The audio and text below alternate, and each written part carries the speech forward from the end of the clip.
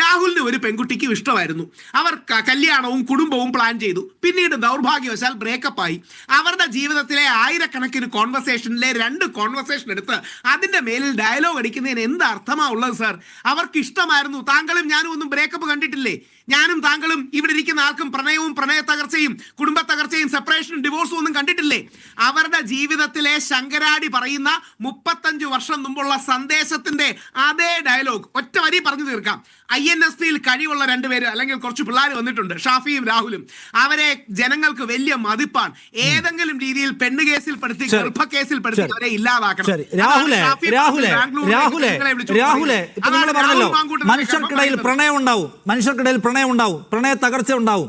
അത് അവരുടെ സ്വാതന്ത്ര്യത്തിന്റെ കാര്യമാണ്, നമ്മൾ മാനിക്കണമെന്ന്. ഈ ചോദ്യത്തിന് എന്താ ഉത്തരം പറയാത്തത്? എനിക്കും അവർക്കും ഇടയിൽ പ്രണയമുണ്ടായിരുന്നു. എനിക്കും അവർക്കും ഇടയിൽ പ്രണയമുണ്ടായിരുന്നു. അത് ഞങ്ങളുടെ സ്വകാര്യമായ കാര്യം. ഞാൻ നിയമവിരുദ്ധമായി ഒന്നും ചെയ്തിട്ടില്ല, ഭരണഘടനാ വിരുദ്ധമായി ചെയ്തിട്ടില്ല. ഞങ്ങൾ ബ്രേക്കപ്പായി, ശരിയായി. ഞങ്ങൾക്കിടയിൽ ആ കുട്ടി കാരിയിങ് ആയിരുന്നു.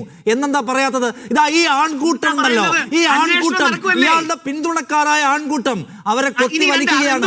അഭിസാരികമായ നാടകത്തിന് കൂട്ടിയിരിക്കരുത്. ഇയാൾ വ്യക്തത വരുത്താത്തത് കൊണ്ട്, രാഹുലെ, ഇയാൾ വ്യക്തത വരുത്താത്തത് കൊണ്ട് ഈ ആൺകൂട്ടം, ഇയാളുടെ പിന്തുണക്കാരായ കൂട്ടം അഭിസാരിക എന്ന് വിളിച്ച് ആ സ്ത്രീയെ അധിക്ഷേപിക്കുകയാണ്. ആര് പറഞ്ഞില്ല? ഞാൻ 100 കണക്കിന് സ്ക്രീൻഷോട്ട്സ് തരാം.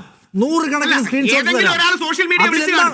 ഒരാളൊന്നുമല്ല, ഇയാൾ ഈ മാന്യദേഹം വ്യക്തത വരുത്താത്തത് കൊണ്ട്, ഈ മാന്യദേഹം എന്താ ഈ മാന്യദേഹം അഡ്മിറ്റ് ചെയ്യാത്ത? രാഹുലെ, എന്റെ പ്രണയമായിരുന്നു, എന്റെ ശബ്ദമാണ് എന്ന് അഡ്മിറ്റ് ചെയ്യാത്ത എന്താ ചെയ്യാത്ത?